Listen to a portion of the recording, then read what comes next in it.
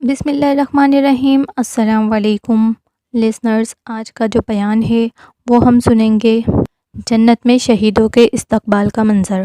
تو اگر آپ کو بیان اچھا لگے تو پلیز میرے چینل کو لائک کریں، شیئر کریں اور سبسکرائب کریں۔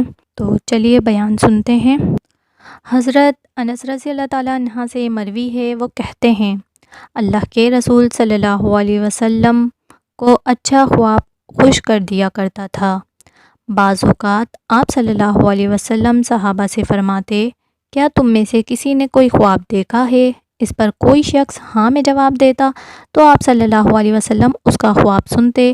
اگر اس خواب میں کوئی ضرر کی بات نہ ہوتی تو وہ خواب آپ کو بہت زیادہ خوش کر دیتا تھا۔ چنانچہ ایک عورت آئی اور کہنے لگی، اے اللہ کے رسول صلی اللہ علیہ وسلم، میں نے خواب میں دیکھا کہ جنت میں داخل ہو گئی ہوں۔ میں نے دھمک کی آواز سنی کہ اس آواز پر جنت بھی لرز اٹھی۔ پھر میں کیا دیکھتی ہوں کہ فلاں کا بیٹا فلاں اور فلاں کا بیٹا فلاں انہیں لایا گیا۔ حضرت انس رضی اللہ تعالیٰ عنہ کہتے ہیں کہ اس عورت نے 12 بندوں کو گنا، اور ان دنوں اللہ کے رسول صلی اللہ علیہ وسلم نے مجاہدین کا ایک دستہ بھی روانہ فرمایا ہوا تھا۔ وہ عورت کہتی ہے، انہیں لایا گیا اور وہ ریشمی لباس میں ملبوس تھے، ان کی رگوں سے خون بہہ رہا تھا، ان کے چہرے چاند کی طرح تھے جس طرح 14ویں کی رات کے چاند چمک رہا ہو۔ پھر سونے کی کرسیاں لائی گئیں، ان کرسیوں پر وہ لوگ تشریف فرما ہوئے، اور پھر ان کے سامنے کھانے کا تھال لایا گیا، اس میں کھجوریں تھیں۔ وہ اس سے کھانے لگے اور اس تھال کے کسی کونے کو جس پھلوں کے ارادے سے گھماتے انہی پھلوں کو کھانا شروع کر دیتے۔ میں نے بھی ان کے ساتھ کھانا کھایا۔ حضرت انس رضی اللہ تعالیٰ عنہ کہتے ہیں، وہ دستہ جو اللہ کے رسول صلی اللہ علیہ وسلم نے روانہ فرمایا ہوا تھا، اس میں سے ایک خوشخبری لانے والا آیا اور وہ کہنے لگا، اے اللہ کے رسول صلی اللہ علیہ وسلم، ہمارے ساتھ ایسے اور ایسے ہوا اور فلاں شہید ہو گئے، حتیٰ کہ اس نے انہی 12 نوجوانوں کے نام لیے جن کے نام اس عورت نے لیے تھے۔ اس پر آپ صلی اللہ علیہ وسلم نے فرمایا، اس عورت کو بلاؤ۔ وہ عورت آئی تو آپ صلی اللہ علیہ وسلم نے اسے کہا، مجھے اپنا وہی خواب سناؤ۔ اس نے سنایا تو وہ ایسے ہی تھا جیسے وہ پہلے سنا چکی تھی۔ لسنرز، اللہ کے رسول گرامی صلی اللہ علیہ وسلم کا فرمان ہے کہ سچا خواب نبوت کا 46واں حصہ ہے، یعنی نبوت تو ختم ہو گئی لیکن نبوت کا یہ چھوٹا سا حصہ باقی ہے۔ اللہ تعالیٰ نے اپنے نبی صلی اللہ علیہ وسلم کی صحابیہ کو خواب کے ذریعے وہ پورا منظر دکھا دیا کہ جہاں ان شہداء کا استقبال ہو رہا تھا۔ چنانچہ اللہ کے رسول صلی اللہ علیہ وسلم کی مسجد میں عورتیں بھی نمازیں پڑھا کرتی تھیں۔ اس سے محسوس ہوتا ہے کہ جب اللہ کے رسول صلی اللہ علیہ وسلم نے اچھا خواب سننے کی خواہش کا اظہار فرمایا تو مذکورہ صحابیہ جس نے رات خواب دیکھا تھا، اللہ کے رسول صلی اللہ علیہ وسلم کو سنا دیا۔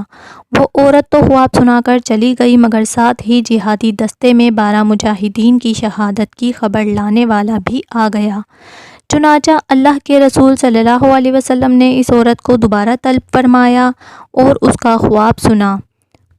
اس سے مذکورہ صحابیہ کی عزت و عظمت اور کرامت و توقیر کا پتہ چلتا ہے۔ لسنرز، ذرا تصور کیجئے، کسی ملک کا سربراہ جب دوسرے ملک میں جاتا ہے تو جہاز کا سفر کھلتے ہی جو ہی وہ باہر آتا ہے تو 21 توپوں کی سلامی دی جاتی ہے۔ ہوائی اڈے کی زمین ان گولوں کی دھمکوں سے لرز اٹھتی ہے۔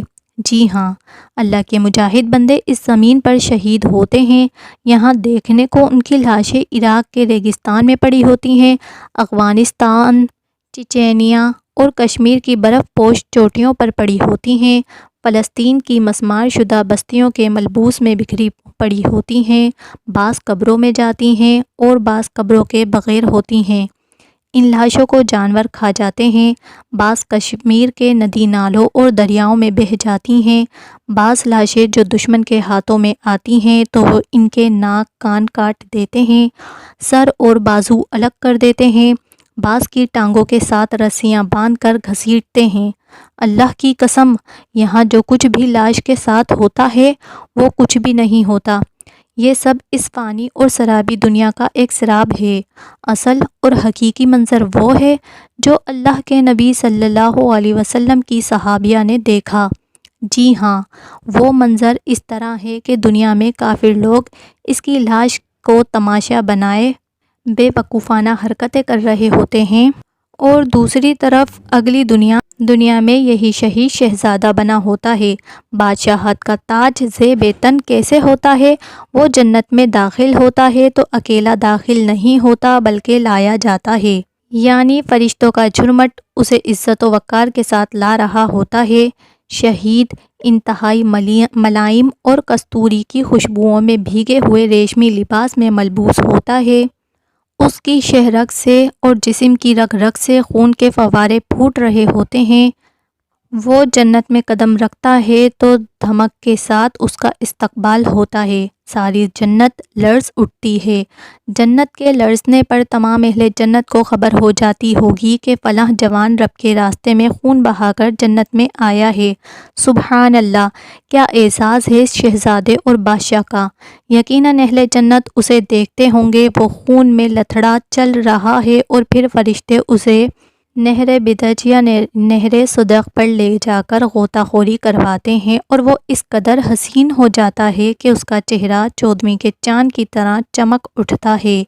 اے اللہ، ہمیں بھی ایسے لوگوں میں سے کر اور شہادت کی موت عطا فرما، جنت الفردوس میں ایسے اعزاز سے معزز فرما، آمین یا رب العالمین۔ تو لسنرز، آپ نے بیان سنا۔ اگر آپ کو اچھا لگا ہو تو پلیز میرے چینل کو سبسکرائب کریں، لائک کریں اور شیئر کریں۔